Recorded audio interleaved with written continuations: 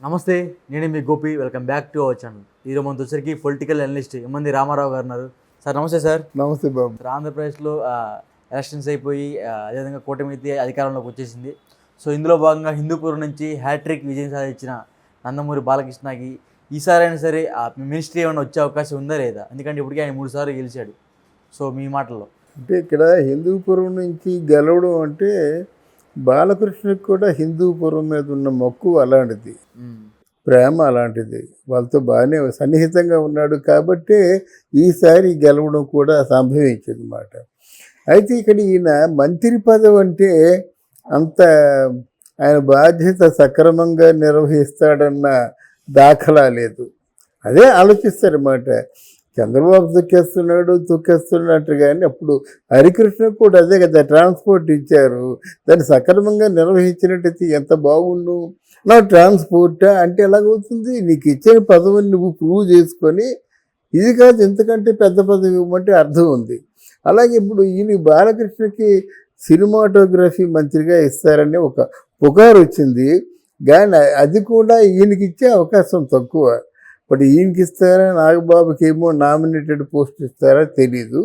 కానీ మొత్తానికి ఏంటంటే బాలకృష్ణ పదవి ఆశించే మనిషి కాదు, సినిమాలు చేసుకునే మనిషి. అంటే తెలుగుదేశం వాళ్ళ నాన్న స్థాపించిన పార్టీ కనుక దానికోసం కృషి చేయడం, తన వంతు కష్టపడడం బాధ్యతగా పెట్టుకున్నాడు. కానీ ఒక మినిస్టర్ అయ్యి ఆ ప్రజల మధ్యకి వెళ్ళి తన విలువైన సమయాన్ని త్యాగం చేసి అంత కష్టపడే మనస్తత్వం కాదు బాలకృష్ణకి, టు బీ ఫ్రాంక్. అందువల్ల బాలకృష్ణ గారికి మంత్రి పదవి ఇవ్వడం మాత్రం అనుమానమే.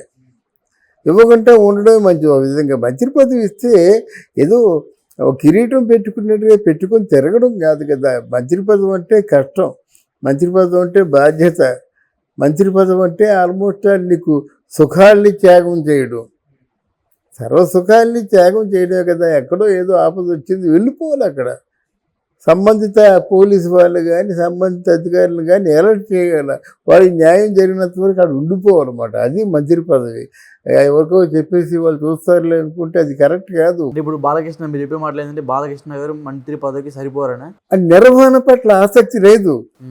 ఇప్పుడు ఇష్టపడితే ఎంతైనా కష్టపడతారండి. ఆయన ఇంతవరకు ఎప్పుడైనా సరే వాళ్ళ నాన్న యాక్టింగు, వాళ్ళ నాన్న డైలాగులు, వాళ్ళ నాన్న పాటల్లో యాక్ట్ చేసే విధానం, వీటి మీద ఉన్నటువంటి తపన మిగతా విషయాల మీద లేదు, ఉండదు. అరే సెల్ ఫోన్తో సెల్ఫీ దిగుదాం అనుకున్నట్టయితే సెల్ ఫోన్ ఇసురు కొడతాడు. అంటే సహనం లేకపోవడమే కదా అది. అందువల్ల అంత సహనం ఆయనకు ఉంటుందని నేను అనుకో. అంటే చంద్రబాబు ఇవ్వట్లేదని కొన్ని వార్తలు వస్తున్నాయి బయట. చంద్రబాబు కావాలని బాలకృష్ణ గారికి మంత్రి పదవి ఇవ్వట్లేదని బయట కొన్ని వార్తలు వస్తున్నాయి. ఇప్పుడు అంతా అంటారండి. ఇప్పుడు వాడు ఎవడికో విరేచన అవ్వకపోతే చంద్రబాబే కారణం అంటే ఎలాగవుద్దండి? అది తప్పు కదా. అన్నిటికీ అక్కడ పురంధరేశ్వరికి ఏమో మంత్రి పదవి ఇస్తారో ఎవరో తెలియదు, ఏం ఆలోచించుకున్నారో తెలియదు. ఒక మామూలుగా స్పీకర్ ఇస్తారన్నట్టుగా పుకార్లు వచ్చాయి. ఇంకా పూర్తిగా కార్యాచరణలోకి ఏమి రాలేదు కదా. వాళ్ళు కూడా ఇంకెవరిని ప్రకటించలేదు కదా. ప్రకటించారా? ఇప్పుడు పార్లమెంట్లో స్పీకర్గా ఇంకెవరినైనా ప్రకటించారా? ప్రకటించలేదు కదా. అలాగా ఇక్కడేమో అప్పుడే చంద్రబాబు నాయుడు ఎదగనకపోతే ఎందుకంటే అలా తిరుగుతాడు ఆయన పిచ్చోళ్ళలాగా.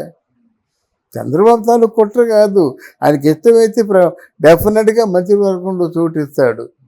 కానీ అనుకున్నది ఏంటంటే సినిమాటోగ్రఫీ మంత్రి అంటే తన ప్రొఫెషన్కి సంబంధించిన శాఖ కనుక ఒకవేళ ఆయన మనసు పెడితే సమర్థవంతంగా నిర్వహించగలడు. కానీ ఆయనకు వచ్చి ఆఫీసులో కూర్చునేటువంటి ఓపిక లేదు. బాలకృష్ణ ఉదయం లేచిన తర్వాత సరిగ్గా 3 గంటలు పూజ చేస్తాడు, 1 గంట 2 గంటలు మేకప్ చేసుకుంటాడు, 1 గంట పలహారం సేవిస్తాడు. అలా వచ్చిన తర్వాత ఆయన పాటలు అంటే హుషారుగా చేస్తాడు. సన్నివేశాల్లో కూడా రౌద్రం అయితే బాగా చేస్తాడు. మిగతా కథ నడిపించే మెలో డ్రామా విషయాల్లోనూ కొంచెం నీరసించిపోతాడు అన్నమాట. ఇన్నూ కొన్ని లక్షణాలు ఉన్నాయి ఆయనకి. ఈ మధ్య బాధ్యత అంటే ఎలాగవుద్ది?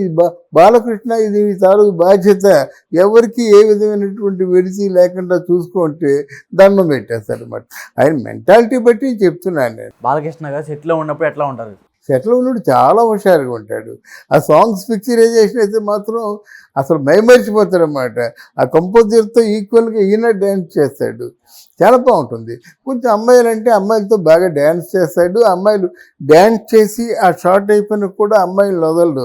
ఆ చెయ్యి పట్టుకొని ఏదో చేయడం, రొమాన్స్ ఇవన్నీ ఉంటాయన్నమాట ఆయనకి. అంటే కొంచెం కో ఆర్టిస్టులు అంటే ఎక్కువ ఇష్టం. అంటే అమ్మాయిల్ని బాగా అంటే ఒత్తిడికి గురి చేస్తారని బయట కొన్ని వార్తలు వస్తాయి. అదైతే ఇప్పుడు ఎక్కువ ఇష్టం. ఆ నాన్నగారికి ఈయనకి తేడా ఏంటంటే ఇంచుమించు రామారావు గారు కూడా అంతే తక్కువ రొమాన్స్ చేయలేదు. ఆ జయప్రద, జయసుధ, శ్రీదేవి వాళ్ళకి ఒళ్ళు హోనం అయిపోయేది అన్నమాట. నేను రామారావు గారితో 3 పిక్చర్లు చేశాను. ఆ హీరోయిన్లు కాపడం పెట్టుకోవడమే. రామారావు గారు కౌగిలించుకుంటే సర్కస్ రాముల్లో రామారావు గారు, సుజాత కింద పడిపోయారు. కింద పడిపోయేసరికి రామారావు గారు లాంటి వెయిట్ అయిన మనిషి కింద పడిపోతే ఎలాగా, అమ్మో మరి తర్వాత అట్టే ప్యాకప్ చెప్పి వెళ్ళిపోయింది. ఇవన్నీ ఏటైపోయి తెలియదు కదా. డాక్టర్ దగ్గరికి వెళ్ళి ఈ ఎముకలే ఇరిగిపోయేమో అని భయం వేసింది అందరికి వెళ్ళి. అట్లా కౌగులింతలు అలాగ ఉంటాయి. ఎప్పుడైనా ఇది అప్రస్తుతమైనా చెప్తున్నాను సందర్భం, అంటే మన ప్రేక్షకుడి కోసం నా నుంచి అదే ఆశిస్తుంటారన్నమాట.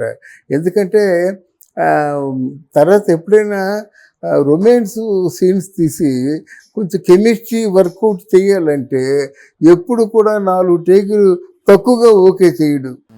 సలీం సార్ నల్ల ఇరికి సార్ అప్పుడే అంటే అక్కడే అలాగే ఉంచేద్దాం సార్, నల్ల ఇరికి రొమ్మ నల్ల వందాకి సార్ అంటాడనమాట. ఇల్లే సలీం సార్ 1 మోర్ అంటాడనమాట. మళ్ళీ 1 మోర్ చేస్తాడు. అలా 4 సార్లు చేస్తే కానీ చని తీరుతూ. మరి కంపేర్ టు ఎన్టీ రామారావు గారు ఏమని చెప్పండి, బాలకృష్ణ చాలా తక్కువ చేస్తున్నట్టు లెక్క. అయితే ఏంటంటే ఆయన చేయవలసిన పని చేసి మళ్ళీ కుర్చీలో గంభీరంగా కూర్చుంటాడు. అది తేడా కనిపిస్తే కొట్ట. ప్రజలందరూ ఓహో అంటుంటే నువ్వేమో ఇదో ఎవరికో ఇచ్చిన మాటకో ఎవరి దగ్గర తీసుకున్న డబ్బులు లేవు నీ దగ్గర. ఎవరి దగ్గర ముష్టి తీసుకొని ముష్టి మాట్లాడుతున్నావు, పిచ్చోళ్ళ ప్రవర్తిస్తున్నావు. కేపాలంటే నాకు ఒకప్పుడు ఒక గౌరవం ఉండేది, కానీ ఇప్పుడు లేదు, ఇంకొక అవకాశం లేదు. ఆయన జనాల్ని మాయ చేయాలి, ఎవరిద్దరూ 70 లక్షలు తీసుకున్నాడు, కేసులు అయ్యాయి, అన్నీ ఇలాగే. కేఏ పాల్ గురించి చెప్పుకుంటే చాలా అసహ్యం అన్నమాట. లేకపోతే మైకి పెట్టుకొని వాళ్ళకి ప్రమాణ స్వీకారం అవ్వలేదు. చంద్రబాబు తాలూకు గోతులన్నీ చెప్తావేంటి, రీతులన్నీ చెప్తావేంటి. పవన్ కళ్యాణ్ కూడా సరికాదు, నా దగ్గరికి వచ్చేసి ప్రజాశాంతి పార్టీ ప్రపంచంలో నెంబర్ 1 పార్టీ చేస్తానంటే ఏంటిది.